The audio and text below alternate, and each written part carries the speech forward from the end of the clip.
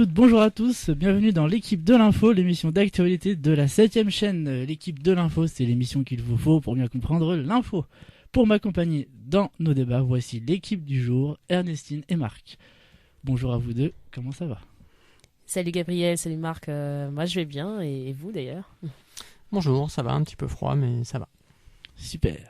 Au sommaire de notre émission cette semaine, on reviendra dans la première partie consacrée aux infos sur le remaniement gouvernemental qui a eu lieu la semaine dernière, sur le climat social en France, grève des taxis, des fonctionnaires, la hausse du chômage et les agriculteurs, et en dernier sujet d'actualité du jour, les primaires aux États-Unis qui battent leur plein et qui ont commencé déjà. Le débat du jour portera sur la visite de Raúl Castro et Hassan Rouhani en France. Et enfin, nous terminerons l'émission avec la tribune, les coups de gueule et les coups de cœur des chroniqueurs traditionnels. Et bien sûr, la chronique littéraire de Marc. Allez, on se retrouve juste après le générique pour la suite de l'émission. La première partie de l'équipe de l'info, les infos de la 7ème chaîne.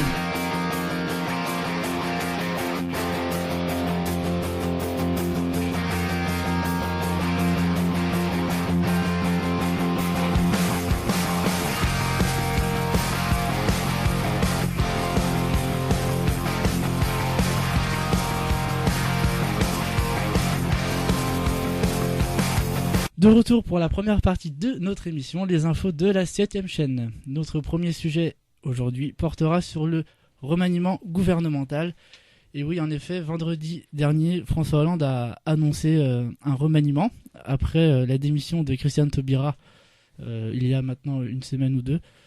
C'était le tour de Laurent Fabius de quitter le ministère des Affaires étrangères et s'en est suivi un remaniement un peu plus global, avec même un nombre de ministres qui a augmenté par rapport au dernier gouvernement, et une parité totale respectée entre les hommes et les femmes. Alors on va revenir dessus bien sûr, mais ce que je peux amener en élément pour commencer, c'est deux enseignements à tirer. C'est, on va dire, contrairement à ce qu'on pourrait penser, un élargissement, on va dire, de la base de François Hollande, alors qu'on s'était plutôt attendu à un resserrement s'il gardait Valls en tant que Premier ministre. On a un élargissement avec l'arrivée de Verts au gouvernement, 3 Verts qui sont au gouvernement. Emmanuelle Cos, qui était la présidente du parti Europe Écologie Les Verts.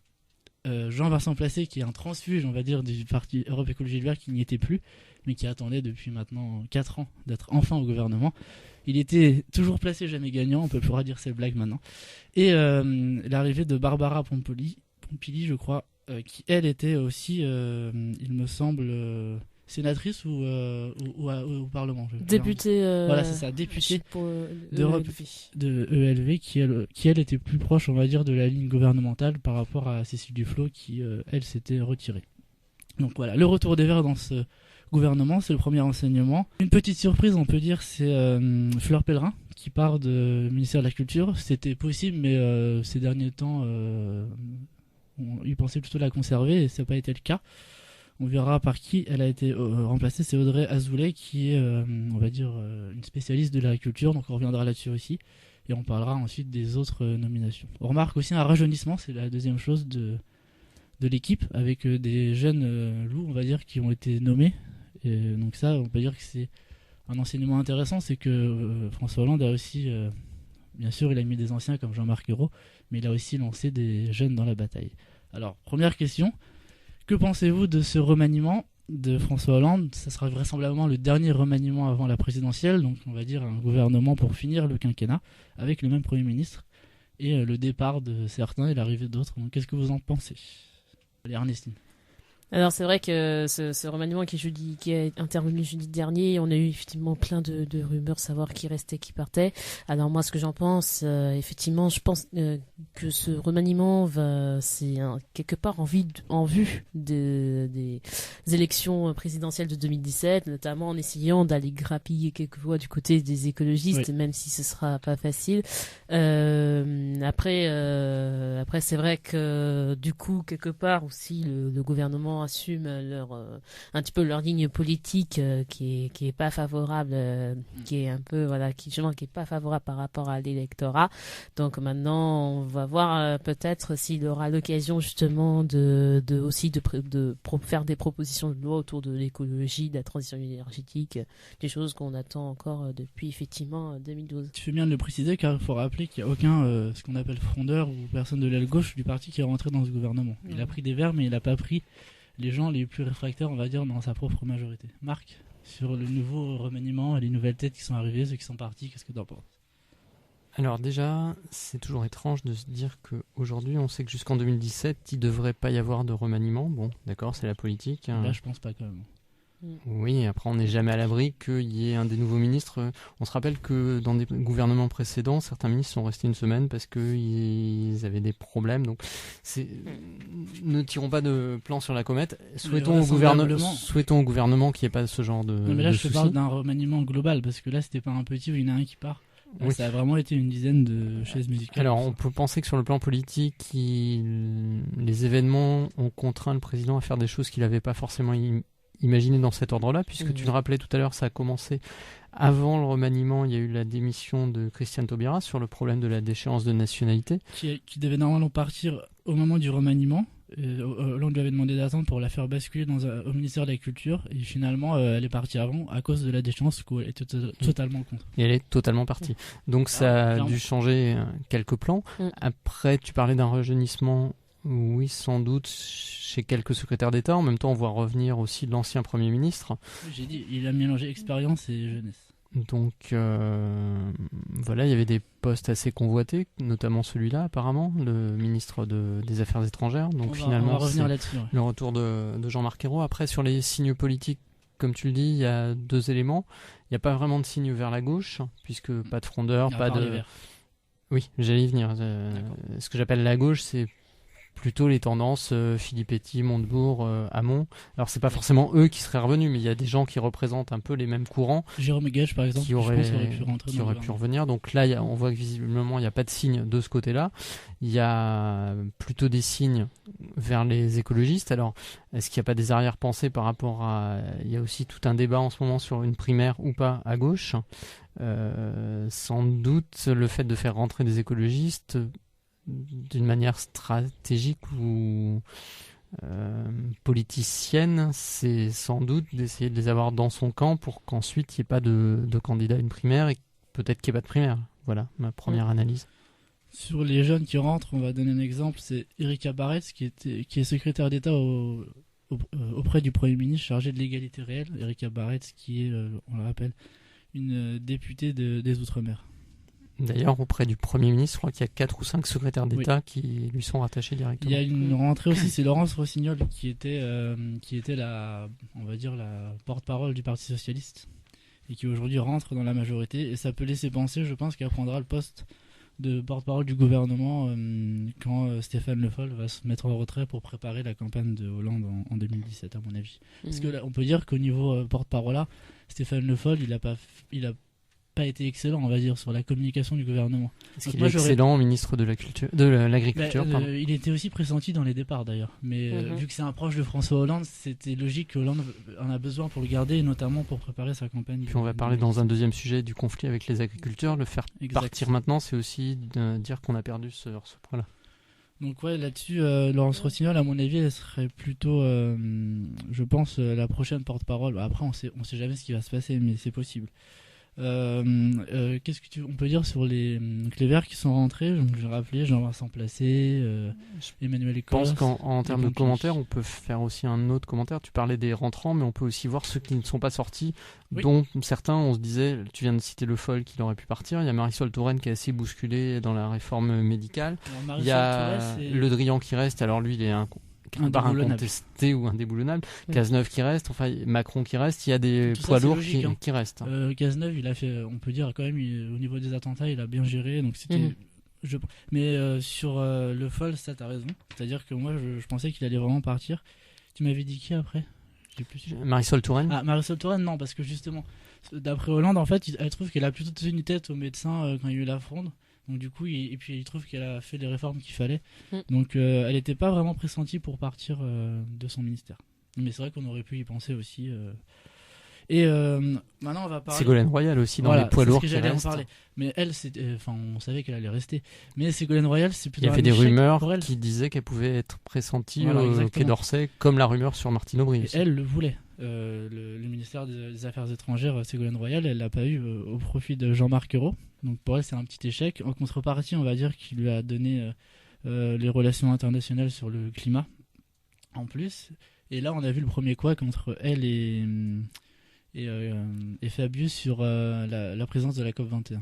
Donc on estime sur Ségolène Royal, tu es d'accord sur ce fait-là que pour elle c'est plutôt un échec, je pense qu'elle s'attendait à aller aux affaires étrangères. Ouais, effectivement, c'est vrai que c'était son objectif, hein, c'était pas effectivement une rumeur, c'est qu'elle le voulait vraiment, et c'est vrai que du coup elle rate le coche au profit de Jean-Marc Ayrault qui fait son retour, c'est vrai. Dernière chose, Jean-Michel Belley qui rentre au gouvernement, c'est clairement là aussi une stratégie pour garder dans la majorité le parti radical de gauche. D'ailleurs, Maryse Lebranchu a confirmé qu'elle a reçu un appel d'1 minute qui lui a dit Jean-Michel Belley rentre parce qu'on doit mettre un radical, donc tu dégages, voilà, merci. Ça lui a été dit comme ça ? Non, ça lui a pas été dit comme ça, mais en gros, il lui a fait comprendre qu'elle devait partir pour le bien. Ça pourrait lui avoir été dit comme ça, parce que on entend souvent des témoignages des gens des turnovers dans les ministres, qui souvent sont prévenus d'un coup de fil assez abrupt. Dégage, mais il lui a dit, je pense, oui, mais elle a été mais d'ailleurs, comment elle s'appelle, Fleur Pellerin a été mis au courant le jour même de son départ. Elle s'y attendait pas. Fallait qu'elle lise la presse. Donc on disait quoi ? Oui, sur le parti radical de gauche, en fait, les ministres radicaux qui sont partis ont été remplacés, plus Jean-Michel Belley qui a été rajouté. Donc là aussi, une stratégie, je pense, pour 2017. Ouais, non, totalement, pour justement préparer le terrain, et éventuellement essayer de tout simplement de rassembler au moins une grande partie de la gauche, hein, même si ça va pas être évident dans le fait, puisque Jean-Luc Mélenchon a déjà annoncé qu'il souhaitait partir en campagne. Politiquement, qu'est-ce qu'on fait du départ de Taubira, parce que voilà, j'allais en parler justement. Donc on rappelle que Christiane Taubira, elle est partie avant ce remaniement, une semaine ou deux avant, où elle avait dit que comme elle était en désaccord sur la déchéance de nationalité, elle souhaitait quitter donc son ministère de la Justice. Elle a été remplacée par Jean-Jacques Urvoas, qui est un proche de Manuel Valls et de François Hollande. Donc oui, le départ de Taubira, comme vous l'avez trouvé, courageux, normal, logique. Hollande, on sait que lui, il voulait pas qu'elle s'en aille, il voulait la redéplacer dans un autre ministère. Donc de sa part, à Taubira, c'est plutôt logique, on va dire, comme décision, tout en montrant qu'elle est quand même restée loyale, parce que depuis qu'elle est partie, elle n'a pas fait une seule critique sur François Hollande. Oui, donc c'est exactement ce qu'elle a dit elle-même, hein, et ça se voit effectivement dans sa manière de communiquer. Elle est restée loyale et respectueuse envers le président, mais elle est partie parce qu'elle avait un profond désaccord.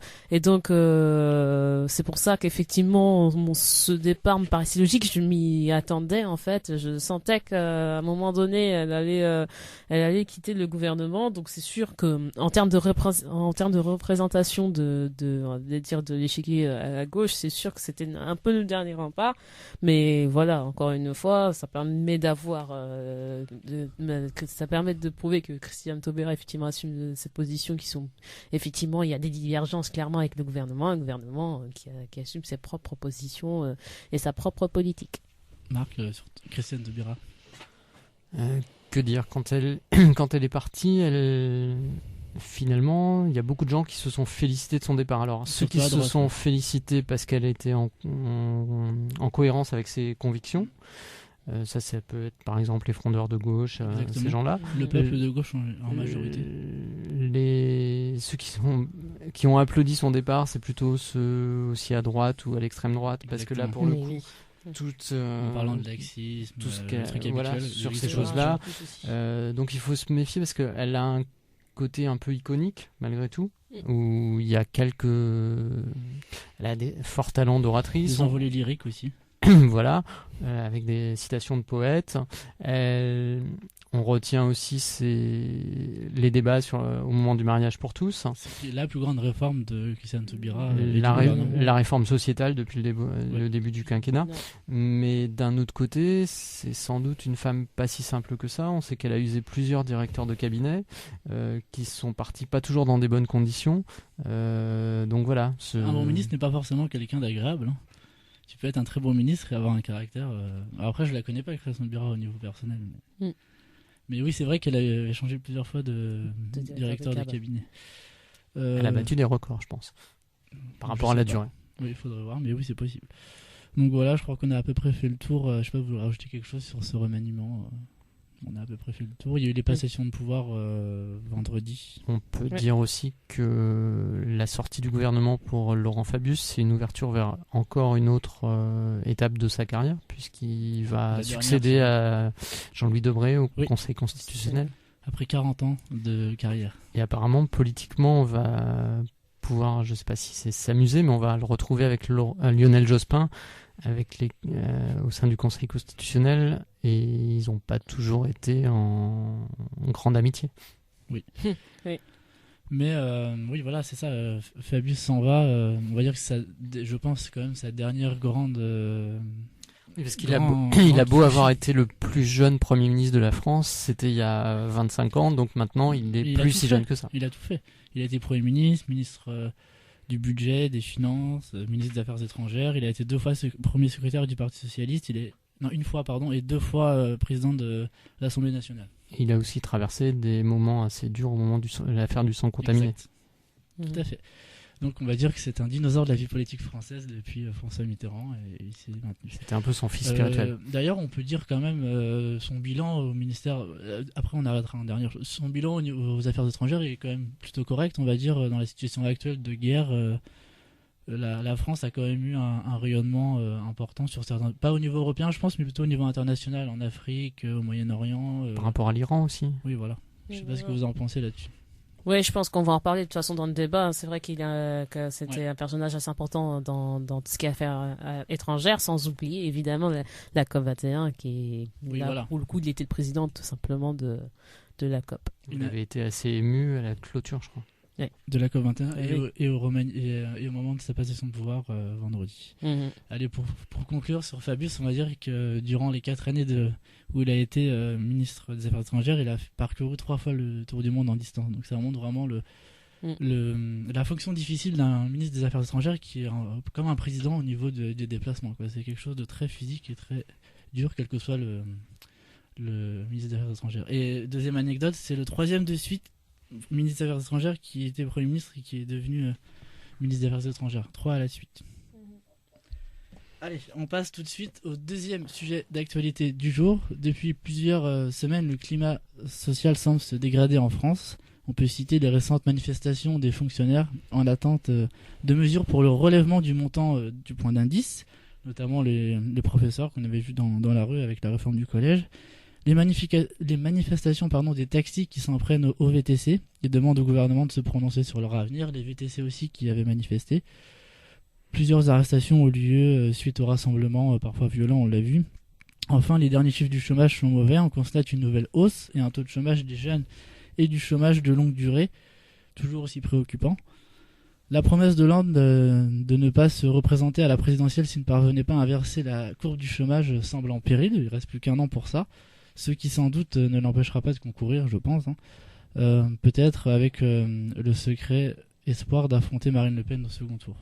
Mais plus précisément, on va plutôt parler de ces mouvements sociaux qui, malgré tout, sont assez présents en France depuis le début du quinquennat. Et là, ça s'amplifie avec, j'ai oublié les agriculteurs aussi, qui sont toujours en train de manifester. Et les annonces d'Hollande à la télé au moment du remaniement les ont pas vraiment convaincus parce qu'ils sont repartis aujourd'hui en grève. Pourtant, il a annoncé une baisse des cotisations sociales. Exact, mais ça leur suffit pas apparemment puisqu'on a vu encore des barrages aujourd'hui. En même temps, quand on commence à obtenir un peu, on se dit qu'on peut peut-être obtenir davantage. Exactement. C'est de la négociation syndicale presque. Donc on va dire sur ces mouvements sociaux, quel enseignement vous en tirez? C'est qu'on remarque depuis le début du quinquennat, au niveau social, il n'y a pas eu vraiment de réformes concrètes qui ont été faites au niveau de plus en plus de corps de métier commencent à s'inquiéter de cela. Oui, c'est vrai que si on regarde sur les 4 années, il y a eu des réformes sociales, mais je pense pas forcément sur tous les corps. On peut rajouter aussi la fonction publique. Ça fait quand même 3 ou 4 ans le gel, où le point d'indice est gelé. Donc du coup, effectivement, il y a eu une manifestation 26 janvier dernier pour justement débloquer ce point d'indice qui est important pour le pouvoir d'achat des fonctionnaires. Sur les enseignants, c'est pareil. Effectivement, là où se pose le problème, c'est par rapport à la réforme des collèges, qui est, je pense, qui ne convient pas à tout le monde. Donc pareil, je pense qu'il y a un travail encore là-dessus à faire. C'est vrai que l'école de la République, c'est très important, et il faut qu'en plus on puisse pouvoir avoir les mêmes chances au collège comme au lycée. Sur les taxis et VTC, alors c'est un peu difficile parce qu'effectivement, bon, j'avoue, j'utilise plus les VTC que les taxis, mais c'est un peu compliqué parce que j'entends très souvent les gens que je vois, que je croise, et même sur les réseaux sociaux, ils sont plutôt du côté des VTC, parce que justement il y a malheureusement de mauvais clichés qui ressortent sur les taxis. Mais honnêtement, il va falloir peut-être voir s'il n'y a pas possibilité que les taxis et les VTC travaillent ensemble, tout simplement pour moi je me place en tant que cliente pour avoir une offre assez intéressante et importante, notamment en Île-de-France, qu'on puisse avoir un autre moyen de substitution au transport, que ce soit le jour et surtout la nuit. Parce que la nuit, je vous fais pas un dessin là-dessus. Et sur les agriculteurs, alors effectivement, c'est par rapport, c'est un peu la base un petit peu de notre alimentation chez nous, et c'est vrai que c'est le prix, en fait, c'est par rapport aux intermédiaires, en fait, que ça pose problème, parce que le prix de rachat est quand même assez élevé. Du coup, ils sont pas à payer énormément, et pour certains même, ils préfèrent lâcher l'affaire. Et bon, apparemment, tu l'as dit, apparemment, ça ne suffit pas, la baisse de cotisation sociale annoncée jeudi soir par le président. Donc à voir, il faut voir pour négocier, pour permettre tout simplement, pour qu'ils puissent tout simplement vivre, ces agriculteurs. Et eux aussi, ils visaient la grande distribution, on a vu, ils ont fait beaucoup d'actions dans les supermarchés, et c'est ça aussi qu'ils veulent que le gouvernement bouge là-dessus. Et donc du coup, c'est ça qu'ils ont justifié que ça leur suffisait pas, parce qu'il n'y avait pas eu d'action concrète sur la grande distribution. C'est ça, il faut que tout le monde joue le jeu au niveau de la distribution, que nous aussi, consommateurs, soient pas aussi lésés, tout simplement, sur les prix qu'on paye. Marc, sur tous ces mouvements sociaux, après le résumé d'Ernestine qui a bien décrit la tension sociale. Par rapport aux agriculteurs et aux intermédiaires, il y a plusieurs choses. C'est pas un problème nouveau, ça fait des années qu'on en parle, parce que les agriculteurs, non, mais même les intermédiaires, il y a des démarches soutenues plus ou moins par le ministère de l'Agriculture de se réorienter, de développer du bio, des choses comme ça. Il y a aussi de plus en plus de démarches, alors qui peuvent être catégorisées par certains comme des démarches de bobos, d'utiliser plutôt des circuits courts, les AMAP, les choses comme ça. Mais après, le problème et la grande distribution, notamment souvent c'est Intermarché, Carrefour qui sont visés, ils sont là aussi pour la plupart des gens qui n'ont pas forcément les moyens d'acheter du bio et tout ça. Donc c'est un peu ce que disait Ernestine, mais je mettrais peut-être une interprétation un tout petit peu différente. C'est que aussi certes, les grands distributeurs, ils sont sans doute fautifs parce qu'ils ont malgré tout des marges, mais d'un autre côté, ils sont là aussi pour faire du business. Et les consommateurs, ils veulent toujours payer le prix le moins cher. Donc après, alors c'est vrai qu'il y en a qui n'ont pas le choix, c'est-à-dire ils payent le moins cher et ils ont de la mauvaise qualité, et ces gens-là qui ensuite, parce qu'ils mangent des graisses, des choses comme ça, ont plutôt des problèmes de santé, vont virer vers l'obésité, du diabète. Enfin, c'est soit on regarde avec un petit prisme, ou alors on étend et on voit que c'est beaucoup plus large que ça. Et comme le disait Ernestine, l'agriculture, alors disons plutôt l'agriculture que les agriculteurs, parce que c'est pareil, les agriculteurs, il y a les petits producteurs indépendants, et puis il y a les gros rentiers, alors on n'en est pas comme aux États-Unis ou dans certains pays, mais il y a quand même des gens qui vivent très bien, et notamment avec les subventions de l'Europe. C'est là où sans doute c'est pas forcément réparti de manière totalement équitable. Équitable, ça veut pas dire qu'on donne à tout le monde la même chose. C'est un peu le principe de l'impôt aussi. C'est en fonction de ses revenus. Donc là, c'est un peu une situation de blocage. Mais sans les subventions de l'Europe, les agriculteurs ne tiendraient même pas aujourd'hui. Oui, sans doute, mais c'est une réflexion plus large, parce que comme le disait Ernestine, comment est-ce qu'on se nourrit ? Parce que à la base, il y a de l'agriculture. Exactement. Oui, tout à fait. Et aujourd'hui, il faut aussi repérer que la France n'est plus le grenier à blé de l'Europe comme à l'époque. Il y a beaucoup plus de concurrence aujourd'hui avec les Allemands notamment et d'autres pays qui émergent au niveau et qui ont fait des réformes pour améliorer leur agriculture. La France avant c'était vraiment le pays, on l'a vu dans la PAC dans les années 60 où c'était le pays grenier à blé qui recevait toutes les subventions. Aujourd'hui il y a de plus en plus de concurrence à l'intérieur de l'Europe et surtout à l'extérieur de l'Europe qui fait que c'est de plus en plus difficile. Oui, mais même avec des pays comme... on va pas faire le débat sur l'agriculture puisqu'on était sur les conflits sociaux, mais ce qui se produit en Espagne avec les fraises et toutes ces choses-là, c'est sûr que ça arrive tellement peu cher sur le marché que les produits de meilleure qualité, la plupart des gens de toute façon ils peuvent pas les acheter.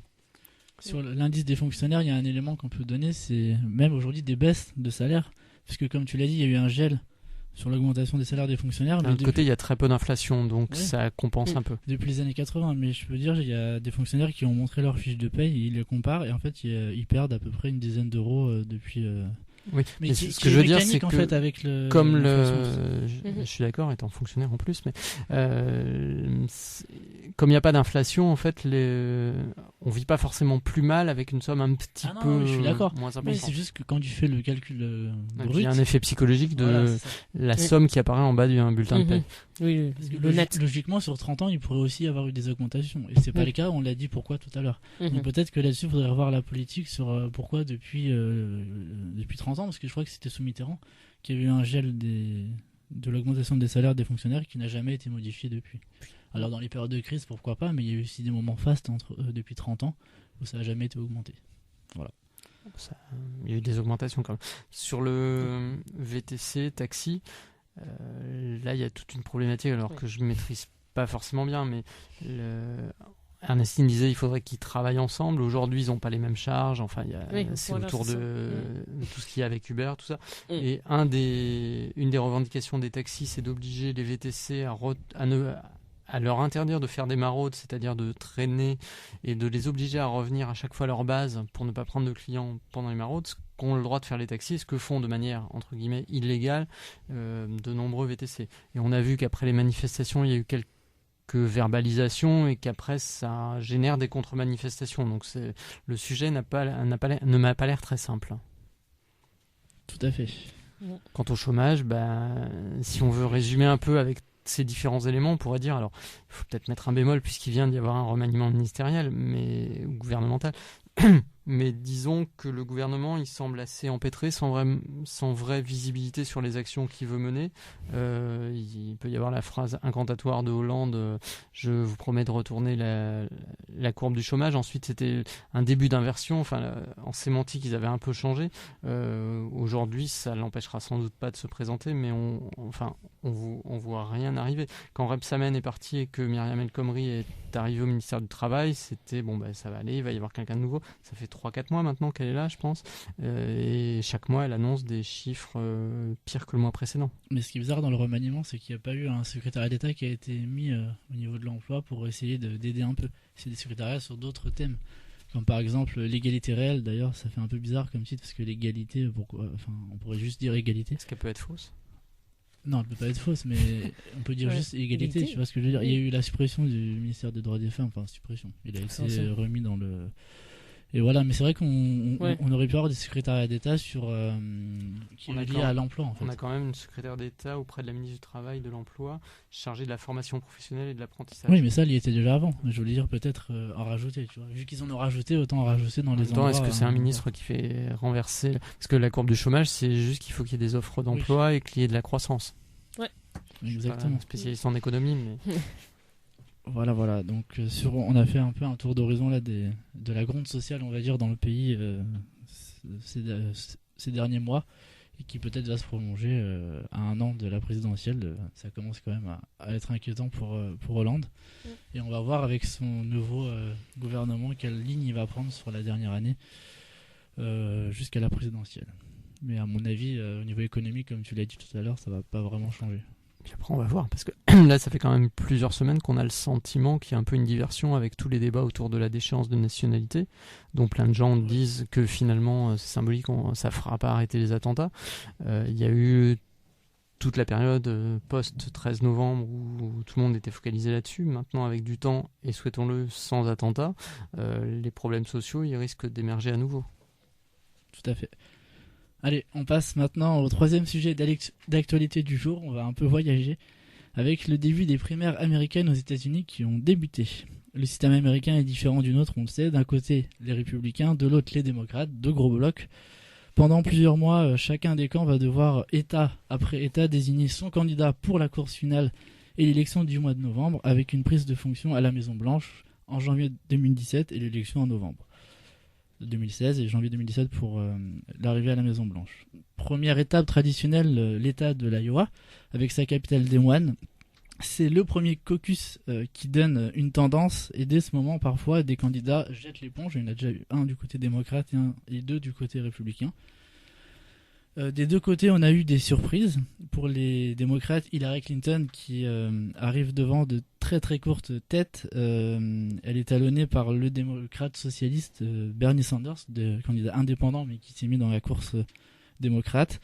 Quelques voix seulement les départagent, même une pièce, je crois, les a tirés au sort dans certains caucus. Cela permet une belle compétition. Dans le camp républicain, les sondages ont été mis à mal aussi. Le millionnaire Donald Trump n'a pas triomphé, il est arrivé deuxième derrière Ted Cruz et est à la peine devant la surprise du latino Marco Rubio aussi, plutôt modéré lui. Ce n'est certes que le premier résultat, et on a vu que dans la deuxième élection au New Hampshire, qui là c'était une primaire, où on a vu les résultats s'inverser.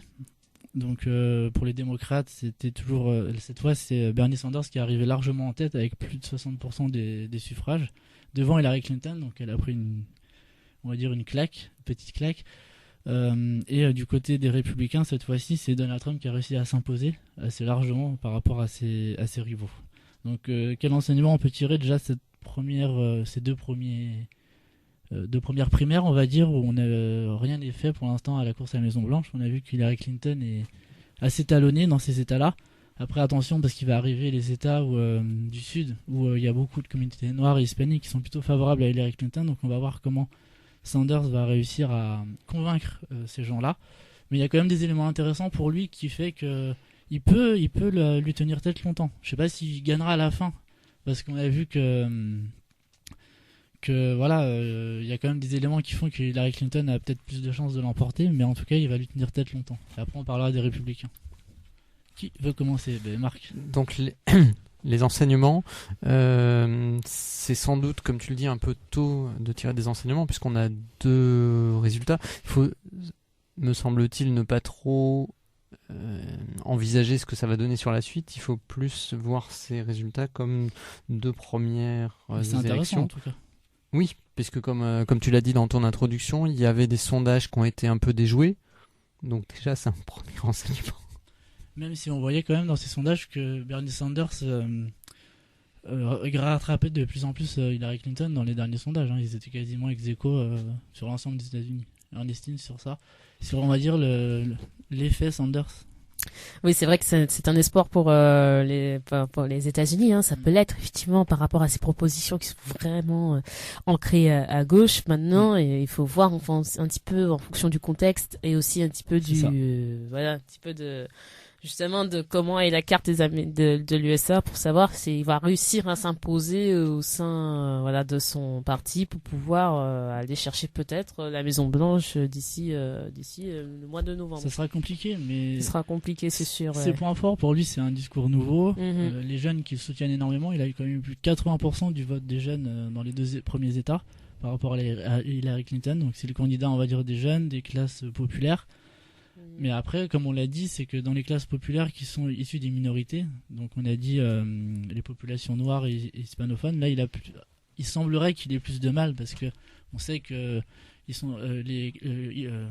Clinton était très populaire et sa femme aussi dans cette population. Donc c'est à lui de voir s'il va arriver à adapter son discours, parce que sur le fond, dans ce qu'il propose comme proposition pour la présidence, il y a des choses qui pourraient plaire à ces populations-là. Après, ça paraît peut-être difficile qu'il puisse arriver pour la course finale. En revanche, ce qui est intéressant avec des candidats comme ça, quand ils font des bons scores, c'est qu'ils peuvent éventuellement infléchir les programmes des autres. Exactement, c'est ça qui est évident que Hillary Clinton, si elle s'en sort, mais que lui va la talonner, elle sera obligée. Parce que s'ils sont très proches, à un moment donné, ils vont plus ou moins fusionner. Et c'est souvent... Il ira jusqu'au bout, hein, ça c'est sûr. Mais tu veux dire après, elle le met en vice-président ou des choses comme ça. Voilà. Mais en tout cas, c'est sûr que si jamais elle gagne, mais de très peu à la fin, elle sera obligée dans son programme présidentiel d'infléchir à gauche, vu toutes les voix qui étaient à Sanders.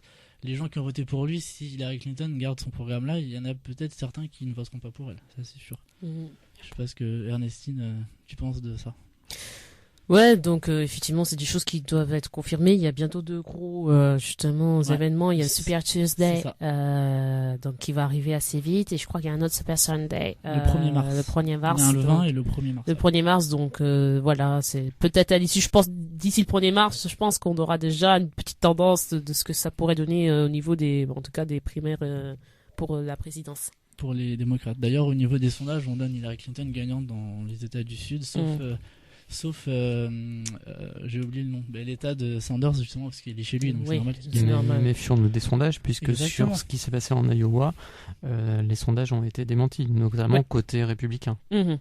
Mais côté démocrate, on savait que Sanders allait talonner, mais c'était encore plus... Et voilà, maintenant parlons justement des républicains, bonne transition, où là, la donne est assez spéciale, parce qu'on a un candidat, donc entre guillemets indépendant, Donald Trump. Et riche. Et très riche, oui, lui il n'a pas besoin d'avoir de financement pour sa campagne, c'est sûr, qui est pas très apprécié, on va dire, de l'établissement républicain, parce que eux, on sait qu'ils soutiennent plutôt les candidats modérés. On a une pléthore de candidats modérés, Bush et puis Rubio et tout ça, donc mais justement ils sont divisés, donc ils perdent des voix, et on a les candidats très religieux comme notamment son nom m'échappe, Ted Cruz, voilà, c'est ça, Ted Cruz et d'autres qui eux dans le New Hampshire par exemple, là il a pas trop percé parce que c'est pas un état qui est très croyant, on va dire, mais dans l'Iowa il a fait un bon score parce que justement c'est des états assez religieux, donc on va voir ce que ça donne. C'est intéressant, avec les républicains rien n'est fait non plus, mais après si c'est Trump ça peut être inquiétant parce que finalement quand on l'écoute on se rend compte que ce que disait Sarah Palin et membre du Tea Party il y a quelques années, c'était finalement bien édulcoré par rapport à ce que peut sortir au-delà des énormités Donald Trump. D'ailleurs Donald Trump, j'ai l'impression qu'on n'en retient que ses sorties de route et qu'on sait même pas exactement quel est son programme, sachant que même si on s'intéresse pas vraiment à la vie politique américaine, qui est quand même très différente de la vie politique française, ce qu'il faut voir c'est que l'enjeu c'est quand même l'élection d'un président ou d'une présidente américaine. Les États-Unis ça reste un peu les maîtres du monde, donc ça... Tu as beau hausser les yeux, si c'est un peu vrai, c'est un acteur majeur du monde, donc en fonction de qui sera élu et qui prendra la Maison Blanche en janvier 2017, ça peut avoir de fortes conséquences. On l'avait bien vu entre Bush et son côté va-t-en-guerre et Obama. Alors après, les États-Unis pourraient aussi peut-être cette fois avoir l'occasion d'un nouveau symbole, mais Obama il en est à 2 mandats, donc c'était le premier président noir. Là, on pourrait avoir la première présidente peut-être si c'était Hillary Clinton. C'est encore loin tout ça. Et on estime sur les républicains. C'est vrai que la course est intéressante. Rien n'est fait encore chez eux, parce que même si Trump a remporté le 2e État, tout reste très serré, et comme tu l'as dit tout à l'heure, il était du 2e et le 3e était très proche de lui dans l'Iowa. Mais là, il a pris quand même une grosse avance dans le 10e. Mais ça veut rien dire parce qu'il n'y a que même pas 20% des délégués qui ont été désignés dans ces 2 États. Et là, on va avoir des premiers enseignements. C'est comme tu l'as dit, dans le Super Tuesday et le 1er mars. Sunday et le 1er mars. Ouais. Donc sur les républicains. Oui, sur les républicains, c'est vrai qu'on entend beaucoup Trump, notamment à cause de ses propositions qui sont très ancrées à droite, voire même au-delà. Donc c'est surtout lui qui est, on va dire, assez plus présent même sur les médias français. Donc effectivement, intéressons-nous aussi effectivement sur les autres candidats. D'autant qu'effectivement, vous l'avez tous dit, je vous rejoins là-dessus. C'est effectivement rien n'est joué, donc ça peut être intéressant. Il est même intéressant d'ailleurs d'aller comparer un petit peu les programmes des autres candidats. Lui, son atout à Trump, c'est la division justement des autres candidats, parce que tant qu'il y a des divisions, lui, ça l'arrange parce qu'il a un socle électoral. À partir du moment où les candidats qui sont en retard vont commencer à partir, peut-être que le candidat entre guillemets modéré aura trop de retard sur Trump à ce moment-là. Donc il faut étudier ça pour eux aussi. L'établissement, on va dire, n'a pas trouvé encore son candidat face à Trump, et du coup ça leur pose problème un peu, on le sent, chez les républicains. Mais Trump, comme tu l'as dit, un peu comme pour Sanders, s'il fait des bons scores, à mon avis, ils seront obligés de lui miser là-dessus. C'est que si jamais il n'est pas élu président, ou candidat des Républicains, il va négocier forcément un secrétariat d'État ou une vice-présidence quelque part, s'il fait des très bons scores. Ça peut être exactement le même cas de figure que pour Sanders, mais totalement différent. Et si on a à la fin un Sanders-Trump, ça serait inédit aux États-Unis entre un candidat socialiste qui, entre guillemets, aux États-Unis, c'est, comme on l'avait dit dans l'autre émission, impensable. C'est jamais arrivé dans l'histoire des États-Unis. Le plus à gauche, ça avait été Roosevelt, on va dire. Franklin Roosevelt.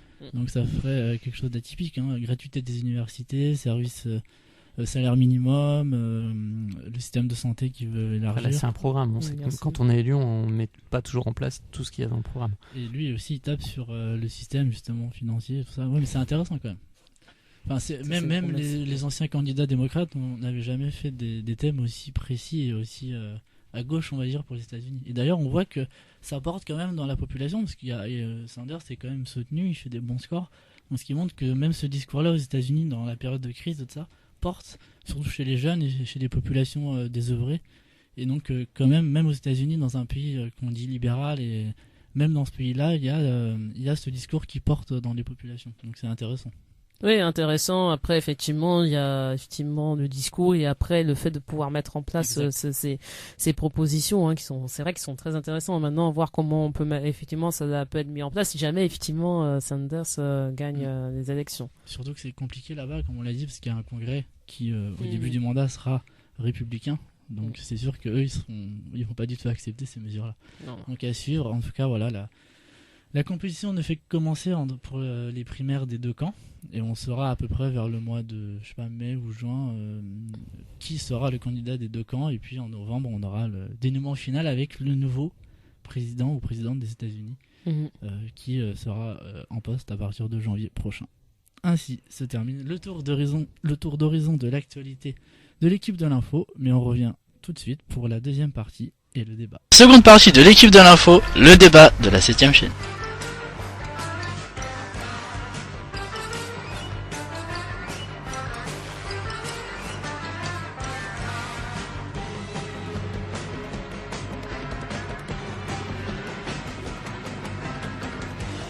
De retour pour la deuxième partie de l'équipe de l'info. Place au débat du jour. On reste dans l'international avec la visite des deux présidents étrangers en France, à quelques jours d'intervalle d'ailleurs. L'Iranien Hassan Rouhani, président iranien, et le président cubain Raúl Castro. Deux pays qui, l'un et l'autre, sortent d'une période d'embargo commercial, on le sait, américain, notamment à Cuba depuis des années, depuis les années 60, et en Iran depuis longtemps aussi. Faut-il les recevoir et commercer avec eux, comme c'est le cas aujourd'hui ? On sait qu'il y a des enjeux importants pour la France au niveau de la vente d'avions, pour le pétrole, pour plein de choses. Que faire des atteintes aux droits de l'homme qu'on a entendu notamment certaines associations qui n'étaient pas contentes de cela. Et est-ce que c'est le réalisme économique qui doit primer et être plus puissant que ces régimes-là ? Première question. Oui, alors par rapport à ces deux visites, c'est vrai qu'ils sont venus par rapport, sans doute peut-être pour commercer un peu, maintenant recommencer à commercer avec la France sur le pétrole notamment, sur les avions autour en fait.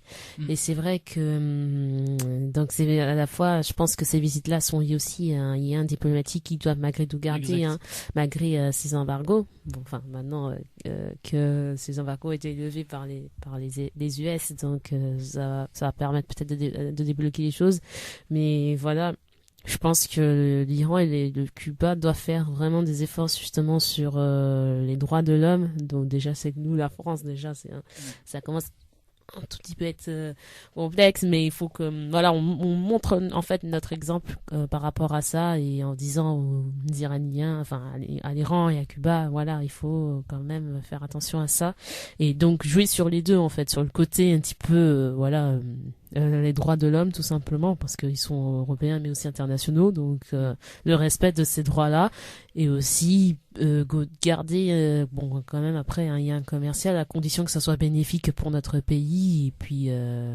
pour en fait un accord gagnant-gagnant entre nous, la France et l'Iran ou le Cuba. Et comme tu l'as dit, je donne la parole à Marc, la France aussi en ce moment doit balayer devant sa porte au niveau Oui, des tout à fait. C'est pour libertés et tout ça. Sinon, c'est même pas la peine de leur dire. Tout en de gardant respecter. cette aura qu'on a depuis des années Oui, de pays. c'est cette protection qu'on a déjà. Marc, donc sur ce sujet. Depuis la Révolution, en fait, on est Oui, des c'est ça. Voilà. libertés. Tout à fait. Comme tu l'as dit en introduction, c'est vraiment l'opposition entre la réelle politique économique ou le droit de l'homisme. Difficile. D'un point de vue moral, on se dirait qu'il faut forcément mettre l'accent sur les droits de l'homme. Mais à ce moment-là, est-ce qu'on continuerait à beaucoup discuter avec la Chine ? On se rappelle qu'en Chine, Airbus a installé des usines. Enfin, voilà. Le Qatar, on peut citer le Qatar aussi. Le Qatar, pour un amateur du PSG. Il n'y a pas que le PSG, hein. Ils ont racheté plein de choses, mais entre autres. Pardon, du PSG. Effectivement.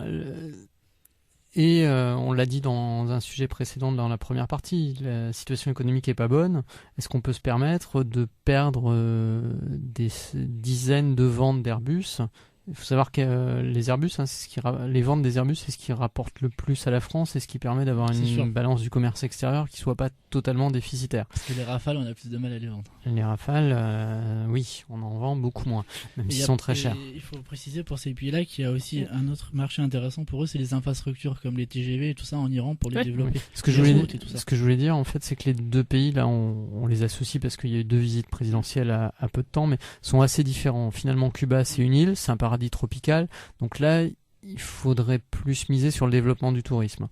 Même si ils avaient des liens historiques avec l'Union soviétique, donc au niveau de la rénovation des aéroports, des avions, tout ça, il y a aussi de quoi faire. Mais c'est entre guillemets un petit pays, même si symboliquement c'est un pays très important. De l'autre côté, l'Iran, c'est un marché en développement immense. Le pays est immense, la population est très nombreuse. 70 millions d'habitants.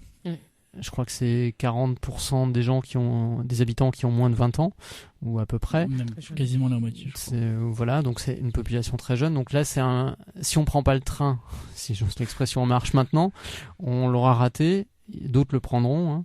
Les Allemands, les Turcs, que sais-je, les Américains pour vendre des Boeing. Donc, c'est compliqué. Après, il y a le côté diplomatie où on fait passer des messages.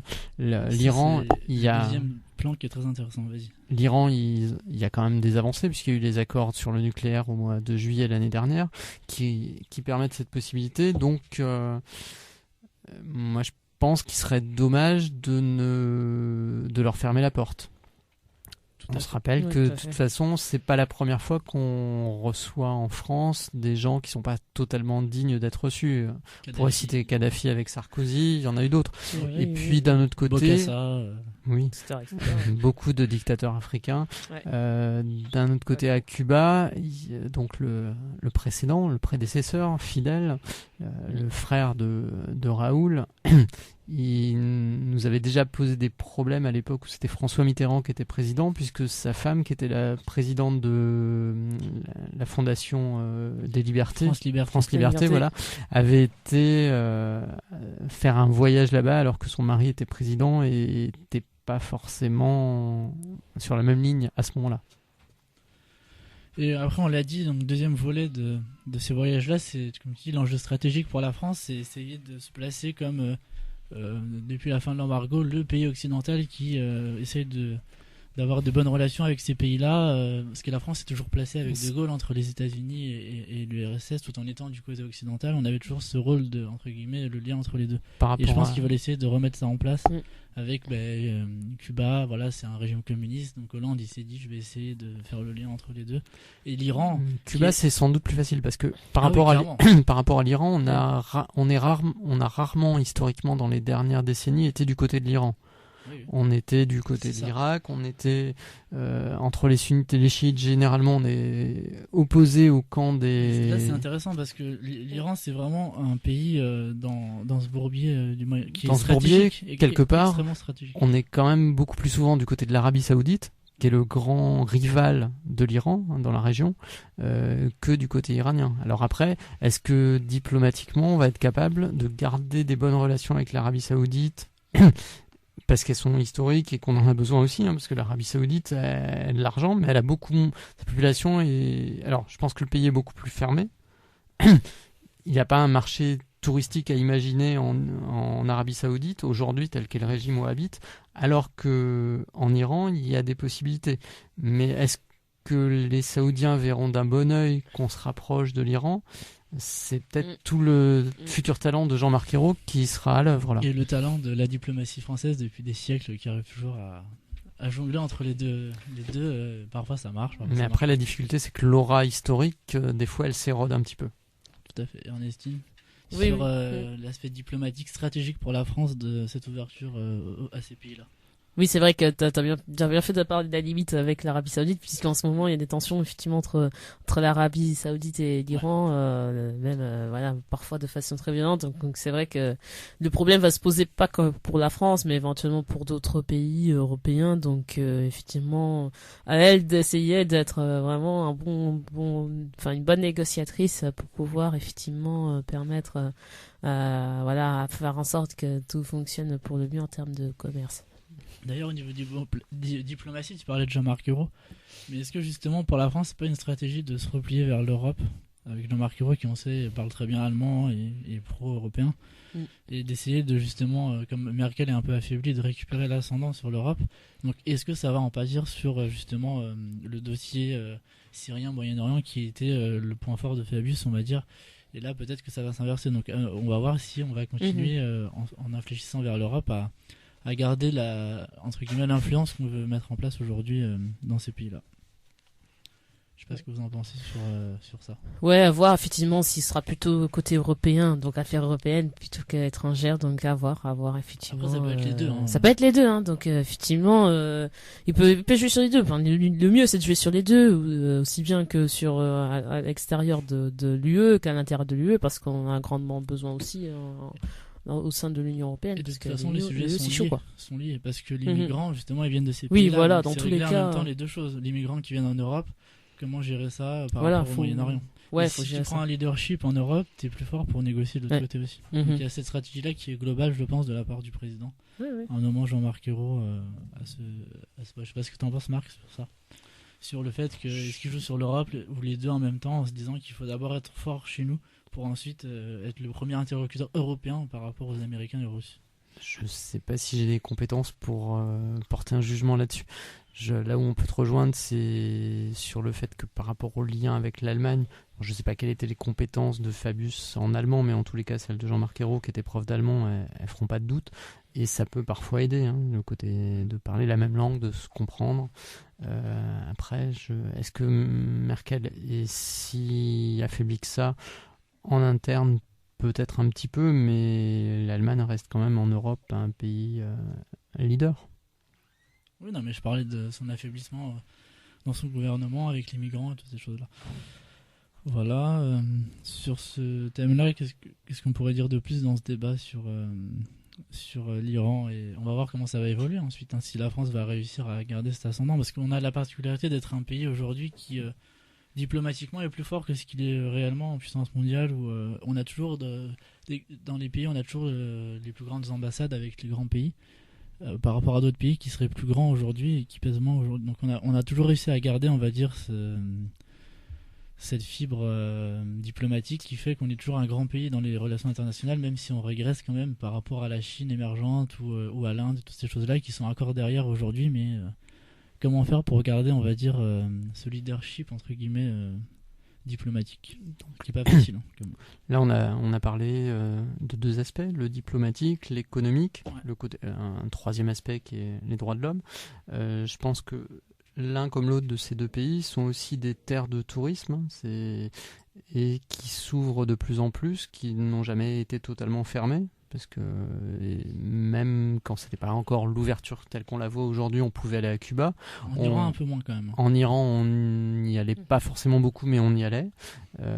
Et je pense que l'un comme l'autre des pays, et peut-être encore plus l'Iran, ont plein de choses ou de ressources à offrir, notamment tout ce qui est la route de la soie, toutes ces choses-là. En Iran, il y a plein de bâtiments qui sont absolument, pour l'instant, vierge de tourisme international, et donc je sais pas s'il faut dire il faut y aller vite maintenant, mais peut-être un peu, parce que s'il y a une ouverture à tout va, le développement de la construction d'aéroports, de TGV comme tu le disais, peut-être que l'Iran d'aujourd'hui l'Iran de demain sera très différent, et parce qu'apparemment Téhéran, j'y ai pas été, mais c'est, malgré l'embargo, malgré tout ça, c'est une ville qui est assez moderne aussi, qui est pas traditionnaliste comme certaines des villes qu'on pourrait, et qui a pas été non plus détruite par des guerres comme ça peut être le cas à Bagdad. Téhéran a toujours été une ville entre guillemets d'opposition au régime, enfin pas d'opposition, mais où les votes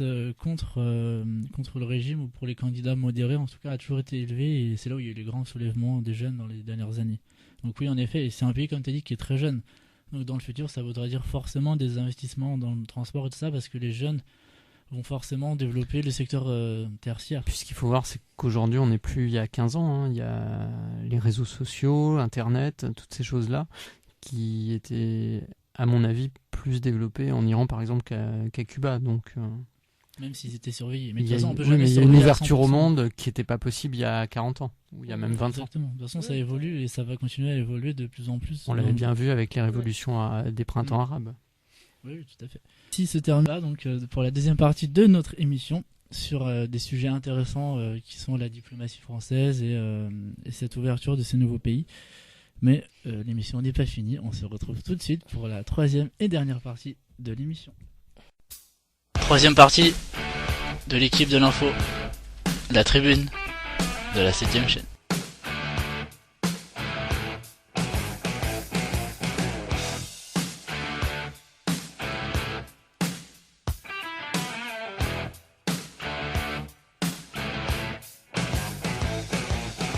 On se retrouve pour la troisième partie de l'émission, la tribune de l'équipe de l'info. C'est le temps des coups de cœur et des coups de gueule complétés par la chronique littéraire de Marc. Alors on commence par les coups de cœur et coups de gueule. Quelle est votre humeur à l'un et à l'autre aujourd'hui? Enjoué, offusqué, guillerette, chafouine, triste ou révolté? Par qui on commence? Ouais. Allez, Ernestine. Alors, d'abord coloré, mais limité.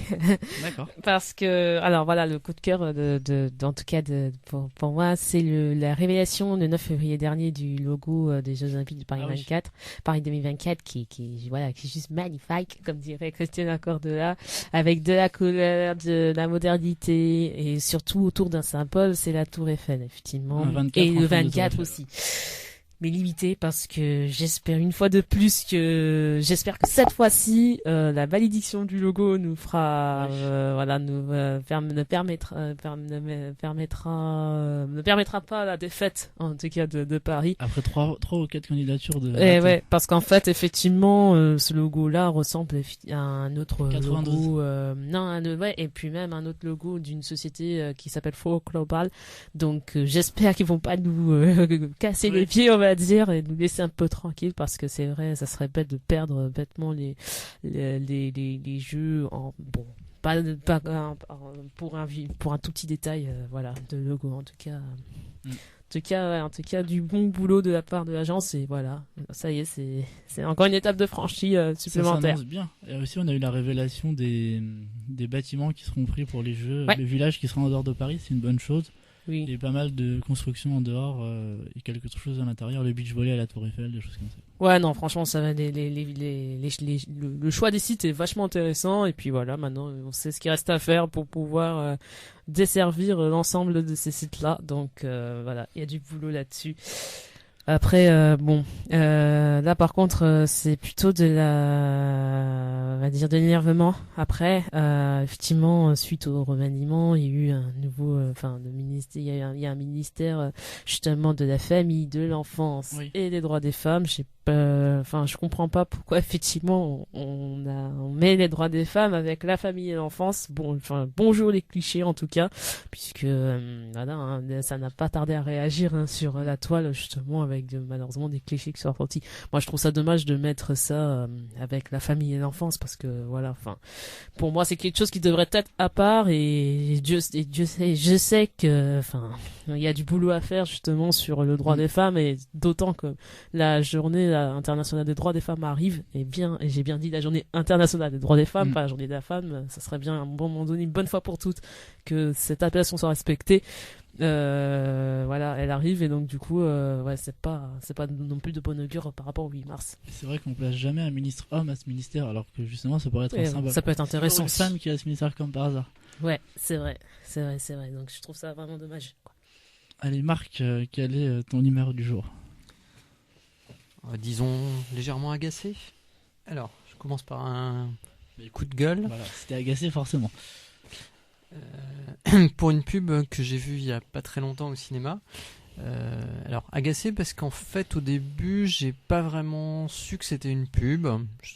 Ça semblait être comme un petit film qui me disait je suis l'optimisme. Il y avait une voix de petit garçon, de très jolies images, vraiment des très belles images, quelques slogans qui disent par exemple les hommes et les femmes vivent mieux et ont une meilleure santé, l'optimisme sert à obtenir plus et mieux pour moins, je refuse de voir une fatalité.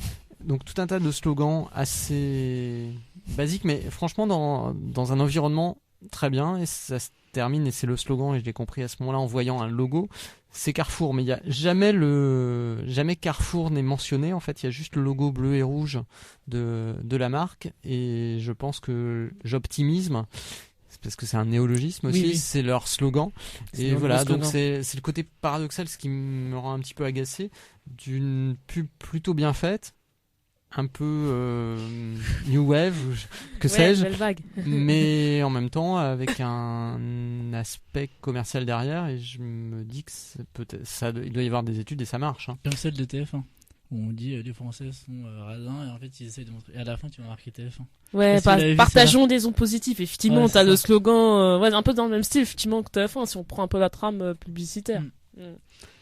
Voilà, très bien. Et ton coup de cœur du Alors, mon coup de cœur va être à la fois un coup de cœur et un coup de gueule. J'ai l'habitude dans l'émission de souvent mélanger les deux. C'est ce qui s'est passé à l'Opéra de Paris il y a quelques jours avec la démission de Benjamin Millepied, le directeur de la danse, qui avait pris son poste il y a moins d'un an. Donc le directeur de l'opéra, c'est Stéphane Lissner. Donc ça a commencé à fuiter dans les médias le soir, puis le lendemain il y a une conférence de presse. Et dès la conférence de presse, on a appris que donc il était remplacé à son poste par Aurélie Dupont, une ancienne étoile de l'Opéra de Paris. J'aime a priori beaucoup les deux.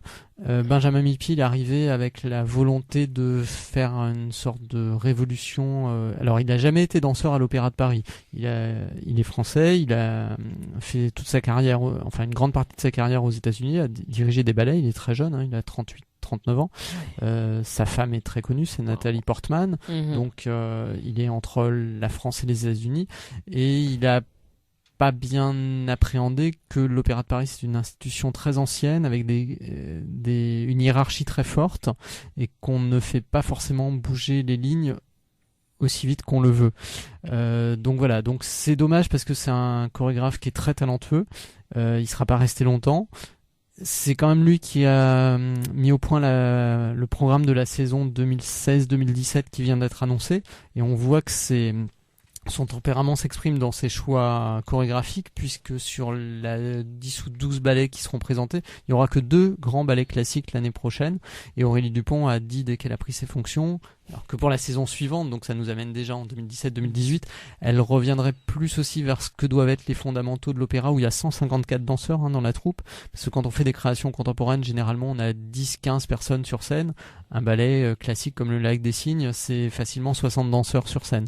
Donc elle a dit qu'elle, tout en prônant une certaine modernité, puisque juste pour rappeler, puis j'en terminerai là, Aurélie Dupont, quand elle était donc elle a commencé à l'école de danse de l'Opéra de Paris, et plus tard elle a protesté contre les souffrances qu'elle avait vécues, comme la plupart des petits rats qui grandissent à l'école de l'Opéra de Paris, où la discipline pour le coup est très très dure, et donc elle avait déjà expliqué qu'il fallait faire évoluer les choses, qu'on pouvait plus en l'an 2000 traiter les enfants comme on les traitait dans les années 60, dans les années 80 ou dans les années 90.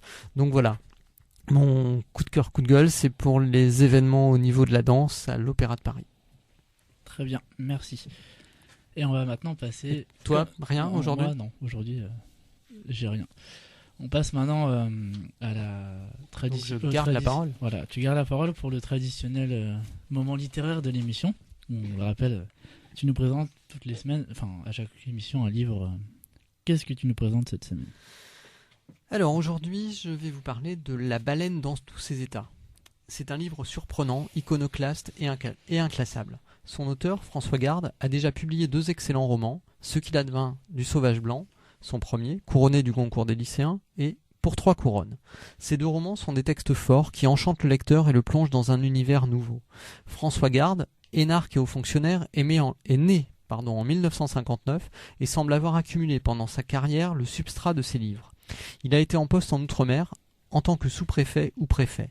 Il a notamment été affecté aux Antilles, en Nouvelle-Calédonie et dans les TAAF, les terres australes et antarctiques françaises, dont font partie les îles Kerguelen. Nul doute que son attachement aux cétacés en est nourri. Son exploration en forme d'enquête est ce texte original dont je vais vous parler maintenant.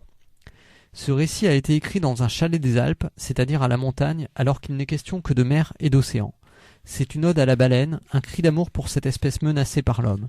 Une trentaine de chapitres, relativement brefs, répartis en 3 parties, composent ce récit atypique. L'objet unique en est la baleine, ce cétacé mythique qui semble familier, pâteau et sympathique.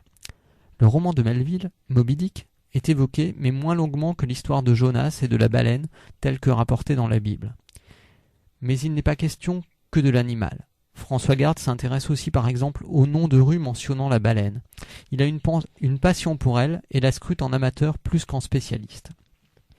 On remarque tout d'abord que l'on parle de chasse à la baleine et non de pêche, comme pour toutes les activités halieutiques. Cela a sans doute du sens. Au détour d'un chapitre, l'auteur constate « Je disparaîtrai bientôt de ce paysage absolu, les orques près de la côte y continuent leur jeu pour l'éternité. » Parmi les anecdotes vécues et racontées, on retient l'échouage d'un cétacé sur une plage en Martinique et la mission qui est confiée au représentant de l'État. Il doit s'en débarrasser.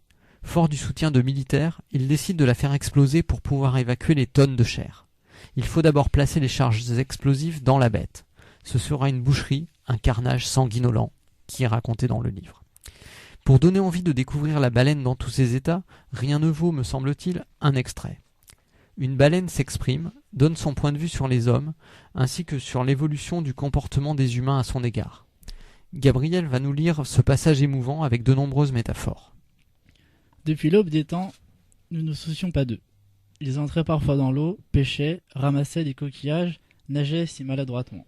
Il y a 60 générations, ils ont commencé à fabriquer des objets en bois de plus en plus gros pour aller sur la mer de plus en plus loin. Assez souvent, ils mouraient. Il y a 16 générations, juchés sur ces coques de noix, ils se sont mis à nous piquer, à nous faire mal, parfois à tuer les plus faibles ou les plus jeunes d'entre nous. Il y a 8 générations, ils se sont enhardis, sont devenus plus efficaces dans leurs combats et plus aventureux dans leurs voyages. Ils ont commencé à nous éradiquer des mers bordières de l'Europe. Il y a 6 générations, leurs campagnes sont devenues systématiques, comme les massacres. Il y a 4 générations, après une pause pendant laquelle ils se tuaient entre eux, la traque a repris de plus belle, à une échelle jamais atteinte, et nous avons compris que nous risquions de disparaître. Il y a 3 générations, plus aucune espèce, plus aucune zone refuge n'était à l'abri de leurs harpons qui explosent dans nos chairs. Nous sommes mortes, par centaines de milliers, dans des flots de sang, sans savoir pourquoi. Il y a 2 générations, la chasse se ralentit d'elle-même, faute de proie. Hébétées, les survivantes se terraient aux confins du monde. Depuis une génération, ils nous laissent à peu près tranquilles. Merci. Il y a des titres de chapitres qui sont des appels au voyage, des incitations à la consultation d'un atlas géographique. Ainsi, quelques lieux complétés de leurs coordonnées en latitude et longitude, cela peut être fort utile pour repérer ces endroits improbables sur une carte, sont cités. Voici quelques-uns de ces noms évocateurs. En baie d'Hudson, Port Louis-Philippe, Port Jeanne d'Arc, Île Bouvet, en baie de Yangène, le cloître de Saint-Sauveur, Saint-Clément-des-Baleines. Rien qu'à l'écoute de ces noms, l'imagination du lecteur s'active. Ce récit est une errance, un voyage immobile à travers la littérature et les mythes. C'est aussi une navigation sur les mers extrêmes, à la quête des plus grands mammifères de la création. C'est nostalgique et poétique, une savoureuse découverte. Voilà, je vous ai donc parlé aujourd'hui pour ma 9e intervention dans l'émission de La baleine dans tous ses états de François Garde, paru chez Gallimard. À toi Gabriel pour la fin de l'équipe de l'info sur la 7ème chaîne. Merci Marc pour cette présentation du livre. Et oui, c'est la fin de notre émission. Malheureusement, mais il faut bien une fin à tout. Et on va se retrouver très vite pour un prochain numéro. Merci à vous, Ernestine et Marc, pour vos débats et conseils avisés. Et à très vite alors. Oui, salut à tous. Merci. D'ici là, portez-vous bien, vous et nos auditeurs. On garde le contact. À bientôt. Ciao. À bientôt.